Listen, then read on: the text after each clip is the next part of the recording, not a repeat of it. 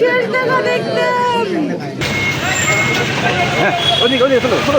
ছোট ছেলেটা যার কথা বললে আমি আবেগপ্রবণ হয়ে যাই, রংপুর জেলা স্কুলের পঞ্চম শ্রেণীর ছাত্র প্রিয়ম, আমার ছেলের বয়সী। সেই প্রিয়মকে তারা গলায় কাপড় পেঁচিয়ে হত্যা করে। ওনার মেয়ে প্রার্থী চক্রবর্তী, বয়স 25। সে যখন এগিয়ে আসে, প্রার্থী চক্রবর্তীকে তারা খুন করে গামছা পেঁচিয়ে। প্রার্থী চক্রবর্তী মারা যাচ্ছিল না, প্রায় 4-5 মিনিট লাগে তার প্রাণ যাওয়ার ক্ষেত্রে। সেই সময় তারা রশি দিয়ে তার গলায় এবং মুখে পেঁচিয়ে ধরে। তারা এত জোরে রশিটা টান দেয়, তার মুখের চোয়াল ভেঙে যায় এবং চোখটা ঠিকরে বের হয়ে যায়। তারা দুইজন সম্পর্কে মামাতো ভাই। ছাদে এসে ওই ছাদে বসে তারা নেশা করে, ইয়াবা সেবন করে।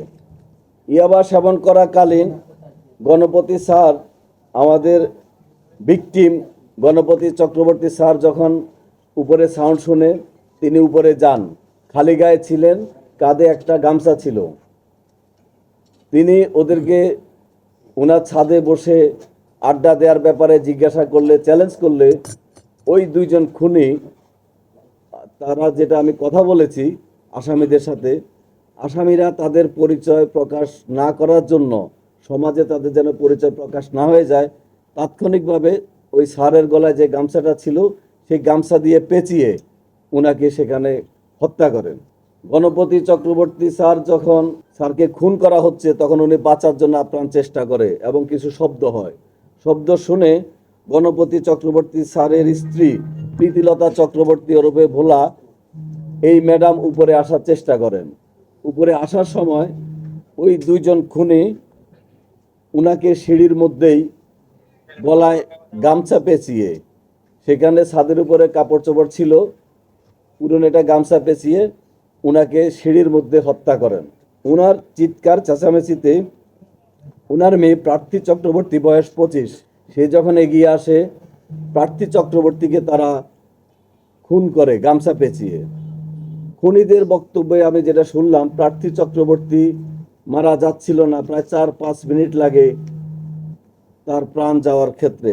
সেই সময় তারা রশি দিয়ে তার গলায় এবং মুখে পেঁচিয়ে ধরে। একটা প্যাচ গলার উপর দিয়ে যায়, একটা প্যাচ মুখের উপর দিয়ে যায়। তারা এত জোরে এই রশিটা টান দেয়, তার মুখের চোয়াল ভেঙে যায় এবং চোখটা ঠিকরে বের হয়ে যায়।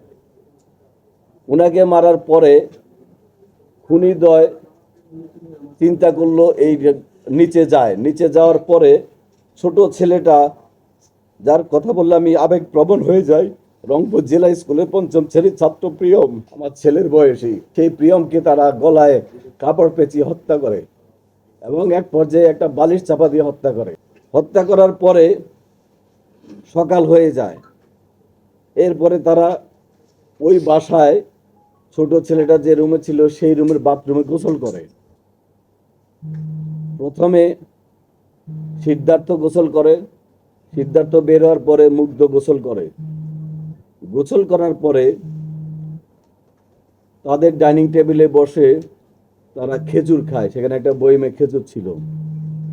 খেজুর খাওয়ার পরে তাদের কাছে একটা পিস ইয়াবা ছিল। সেই ইয়াবা তাদের ডাইনিং টেবিলে বসে সেবন করে এবং ইয়াবার আলামত আমরা পেয়েছি।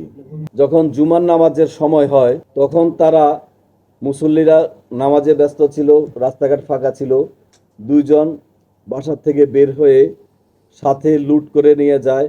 এর মধ্যে সিদ্ধার্থ, সে একটা স্বর্ণের দোকানের কারিগর, পিকে পাল জুয়েলার্সে 8 বছর যাবৎ স্বর্ণের কাজ করে। কাজে সে কোনটা স্বর্ণ কোনটা ইমিটেশন সে চিনে এবং একটা চুড়ি সে আগুন দিয়ে পরীক্ষা করে। আমরা যখন কালকে আলামতটা পেলাম যে একটা চুড়িকে স্বর্ণের চুড়ি কিনা পরীক্ষা করার জন্য আগুন দিয়ে টেস্ট করা হয়েছিল, তখন আমরা অনুমান করেছিলাম স্বর্ণের কাজে অভিজ্ঞ হয়তো কেউ থাকতে পারে। আমাদের সেই অনুমানটা সঠিক হয়, সিদ্ধার্থ স্বর্ণের কাজে অভিজ্ঞ। তারপরে তারা এই ঘটনাকে ডাকাতি বলে যেন পুলিশ মনে করে, সেজন্য তারা ইচ্ছাকৃতভাবে জিনিসপত্র এলোমেলো করে, অর্থাৎ তদন্তকে ভিন্ন খাতে প্রবাহিত করার জন্য ইচ্ছাকৃতভাবে এটা করে। দুপুরের দিকে তারা এখান থেকে বের হয়ে যায়। বের হয়ে যাওয়ার আগে সেই বাসায় 2টা ফোন ছিল। ফোনগুলো তারা ডিটারজেন্ট দিয়ে বালতিতে ভিজিয়ে রাখে। ফোনে যেন কোনো ফিঙ্গারপ্রিন্ট না থাকে, তারা বলেছে তাদের স্বীকারোক্তি অনুযায়ী ফিঙ্গারপ্রিন্ট যেন না থাকে, সেই উদ্দেশ্যে তারা এটা পানিতে ভিজিয়ে রাখে। স্যারের ওয়াইফকে তারা কাকি বলে সম্বোধন করত। তো ছোট ছেলেটাকে মারার কারণ হলো সিদ্ধার্থের একটা ছোট ভাই আছে অপূর্ব। অপূর্ব এই খুন হওয়া নিষ্পাপ শিশু প্রিয়মের সাথে খেলাধুলা করে এবং প্রিয়ম এই খুনিদেরকে চিনে। মামলাটা সঠিক তদন্তের মাধ্যমে, সুষ্ঠু তদন্তের মাধ্যমে আমরা যেন অতি দ্রুত আমাদের পুলিশের যে করণীয় অংশটুকু চার্জশিট দাখিল করতে পারি এবং প্রকৃত আসামি তাদের যেন বিচারের আওতায় আনতে পারি, আমরা সে চেষ্টা করে যাব ইনশাল্লাহ।